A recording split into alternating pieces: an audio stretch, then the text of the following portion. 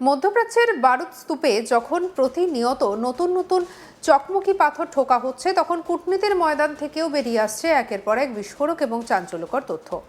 Iran এবং আমেরিকার মধ্যেকার এই তীব্র ভূ রাজনৈতিক টানাপোড়েনের মাঝে এতদিন শান্তির মধ্যস্থতাকারী হিসেবে ইসলামাবাদের যে আত্মবিশ্বাসী দাবি ছিল, হোয়াইট হাউসের সাম্প্রতিক ঘোষণায় তাতে রীতিমতো ধূলিসাৎ হওয়ার উপক্রম হয়েছে।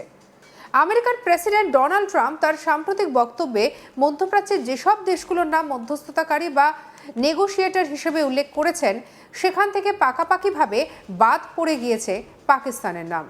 আর এই আকস্মিক এবং কূটনৈতিকভাবে অত্যন্ত তাৎপর্যপূর্ণ বাদ পড়ার ঘটনায় আজ আন্তর্জাতিক মহলে এক নতুন আলোচনার জন্ম দিয়েছে। প্রশ্ন উঠতে শুরু করেছে, তবে কি আমেরিকা এবং ইরানের গোপন বা প্রকাশ্য কূটনীতির টেবিলে পাকিস্তান আজ গুরুত্বহীন হয়ে পড়ল, নাকি পর্দার আড়ালে ঘটে গেছে অন্য কোনো বড় ভূ রাজনৈতিক সমীকরণ? ঘটনার সূত্রপাত হোয়াইট হাউসে ডোনাল্ড ট্রাম্পের একটি প্রেস ব্রিফিংকে কেন্দ্র করে।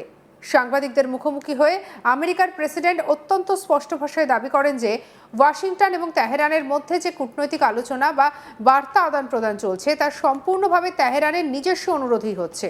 আর এই পুরো প্রক্রিয়ার পেছনে শক্তিশালী ব্যাকগ্রাউন্ড বা সমর্থন জুগিয়ে চলেছে মধ্যপ্রাচ্যের পারস্য উপসাগরীয় বেশ কিছু প্রভাবশালী রাষ্ট্র।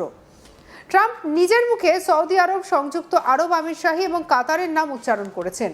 তিনি জানিয়েছেন, হরমুজ প্রণালী পুনরায় খুলে দেওয়া এবং ইরানের বিতর্কিত পারমাণবিক কর্মসূচি সংক্রান্ত ওয়াশিংটনের দীর্ঘদিনের উদ্বেগগুলি দূর করার জন্য এই দেশগুলির মাধ্যমেই বর্তমান সমালোচনা বা আলোচনা এগোচ্ছে।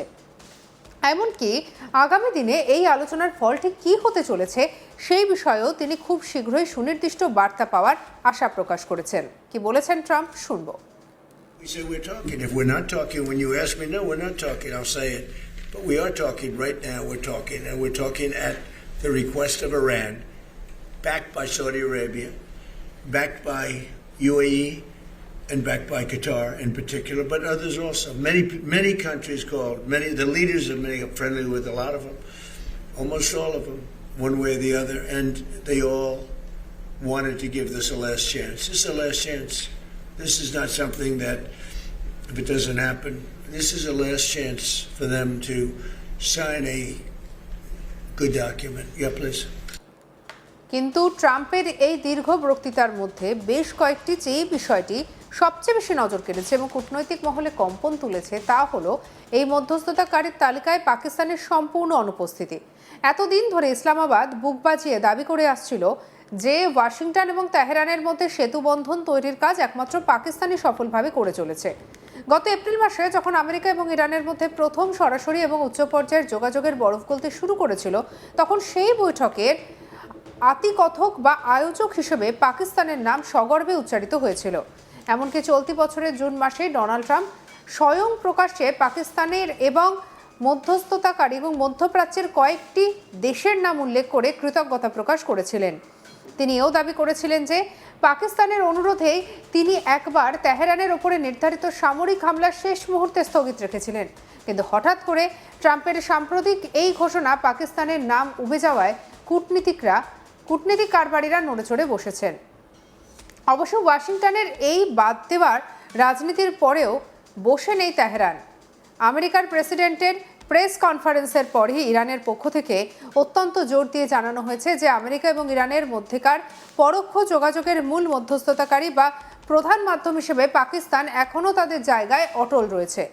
ইরানের বৈদেশিক মন্ত্রকের মুখপাত্র ইসমাইল বাঘেই সোমবার স্পষ্ট ভাষায় সমস্ত জল্পনার অবসান ঘটিয়ে জানিয়েছেন যে চীন বা অন্য কোনো দেশ নয়, বরং ইরান এবং আমেরিকার মধ্যেকার আলোচনায় মূল মধ্যস্থতাকারী হিসেবে পাকিস্তানই প্রধান ভূমিকা পালন করতে চলেছে। প্রয়োজনে কাতারও তাদের সহযোগিতা করছে বটে, কিন্তু প্রধান চ্যানেলটি পাকিস্তানের মাধ্যমেই বজায় রয়েছে। এই বয়ান দেওয়ার ঠিক আগের দিনই ইরানের বিদেশমন্ত্রী সৈয়দ আব্বাস আরাকচি, পাকিস্তানের সেনাপ্রধান বা chief of defence forces field marshal Asim Munir এবং সৌদি বিদেশমন্ত্রী প্রিন্স ফয়সাল বিন ফরহানের সঙ্গে টেলিফোনে দীর্ঘ বৈঠক এবং আলোচনা সেরেছেন।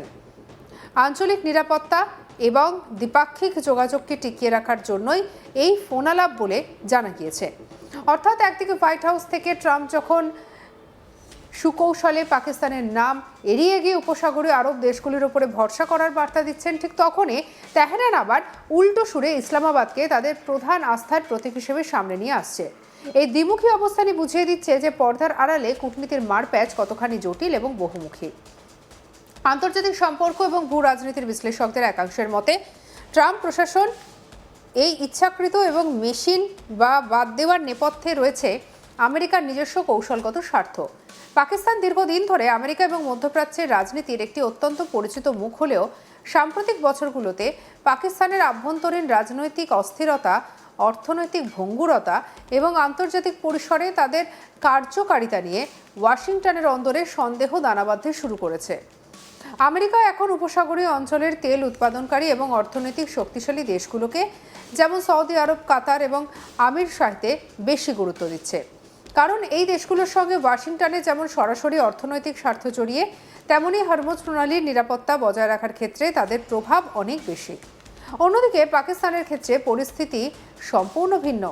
ইসলামাবাদের সঙ্গে তেহরানের যেমন দীর্ঘদিনের ঐতিহাসিক এবং সীমান্তগত সুসম্পর্ক রয়েছে, তেমনি আমেরিকার সঙ্গেও তাদের সামরিক এবং অর্থনৈতিক নির্ভরতার একটি জটিল সমীকরণ রয়েছে। কিন্তু সাম্প্রতিক সময় বৈশ্বিক রাজনীতিতে ওয়াশিংটন যখন তেহরানের উপর চরম সামরিক এবং অর্থনৈতিক অবরোধের খাড়া ঝুলিয়ে রেখেছে, ঠিক তখন পাকিস্তানের মতো একটি অর্থনৈতিকভাবে ধুঁকতে থাকা দেশের পক্ষে খুব বেশি বড় বা মধ্যস্থতাকারীর ভূমিকা পালন করার দিন দিন কঠিন হয়ে পড়ছে।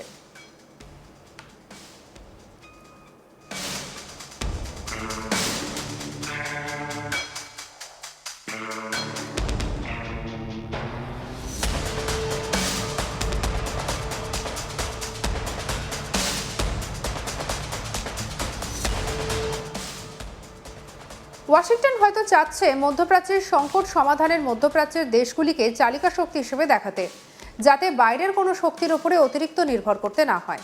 তাছাড়া কিছুদিন আগে এমনও গুঞ্জন শোনা গিয়েছিল যে চীন হয়তো আমেরিকা এবং ইরানের মধ্যে মধ্যস্থতা করার চেষ্টা করছে, কিন্তু তেহরানের পক্ষ থেকে সেই গুঞ্জনকে সরাসরি খারিজ করে দিয়ে একমাত্র পাকিস্তানের নামই বারবার সামনে নিয়ে আসা হয়েছে।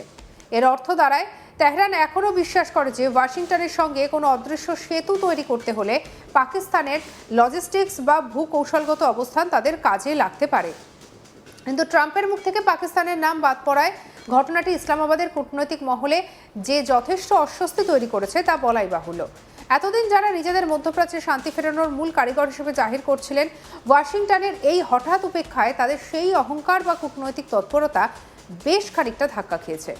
বর্তমান পরিস্থিতিতে দাঁড়িয়ে এই প্রশ্নটাই সব থেকে বড় হয়ে দেখা দিয়েছে যে পাকিস্তান কি তবে সত্যি সত্যি মধ্যপ্রাচ্যের এই শান্তি প্রক্রিয়ার টেবিল থেকে ধীরে ধীরে সাইডলাইন হয়ে যাচ্ছে। আপনার কি মতামত জানাতে ভুলবেন না। আর অন্যান্য খবরের জন্য সাবস্ক্রাইব করুন আজ তাক বাংলাকে।